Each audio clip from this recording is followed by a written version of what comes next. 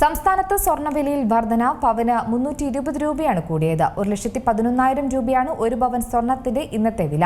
പശ്ചിമേഷ്യയിൽ സംഘർഷം തുടരുന്നതടക്കമുള്ള വിഷയങ്ങളാണ് സ്വർണ്ണവിലയിൽ പ്രതിഫലിക്കുന്നത്.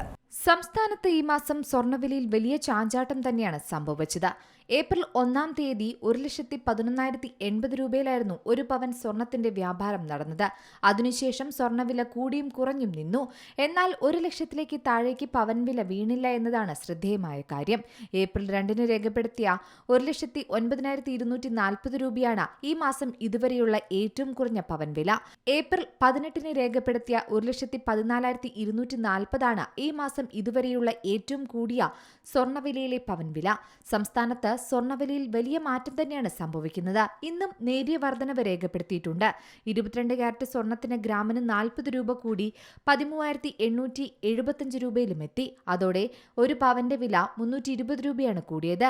ഒരു പവന് 1,11,000 രൂപയിലേക്ക് കുതിച്ചുയർന്നു. കഴിഞ്ഞ ദിവസം രാവിലെ 1,040 രൂപയുടെയും ഉച്ചയ്ക്ക് ശേഷം 800 രൂപയുടെയും കുറവ് സ്വർണത്തിൽ രേഖപ്പെടുത്തിയിരുന്നു. എന്നാൽ ഇന്ന് സ്വർണ്ണവിലയിൽ വർധനവാണുള്ളത്.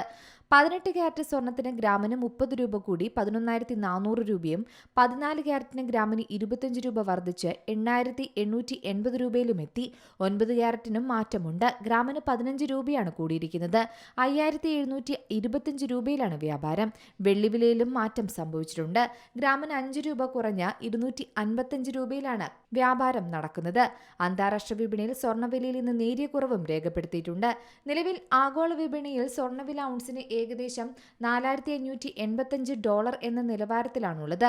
US ഡോളറിന്റെ കരുത്തും വർദ്ധിച്ചുവരുന്ന ക്രൂഡ് ഓയിൽ വിലയുമാണ് ഇപ്പോൾ സ്വർണ്ണവിലയെ പ്രധാനമായും സ്വാധീനിക്കുന്ന ഘടകം.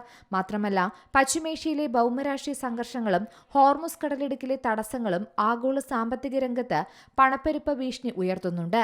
ഇതിനെ തുടർന്ന് കേന്ദ്ര ബാങ്കുകൾ പലിശ നിരക്ക് ഉയർത്താൻ സാധ്യതയുണ്ട്. അതിനാൽ തന്നെ സ്വർണത്തിന്റെ മുന്നേറ്റത്തിന് തടസ്സമാകുന്ന കാര്യമാണ് കാണുന്നത്. ആഭ്യന്തര വിപണിയിലും ഇതിന്റെ പ്രതിഫലനം കാണാം.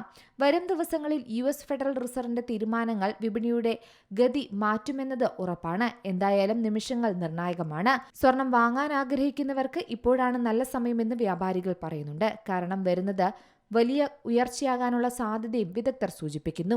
News desk zee Malayalam news. ഏറ്റവും പുതിയ വാർത്തകളും വിശേഷങ്ങളും വിരൽ തുമ്പിലറിയാൻ സീ മലയാളം ന്യൂസ് എല്ലാ ഡിജിറ്റൽ പ്ലാറ്റ്ഫോമുകളിലും ലഭ്യം.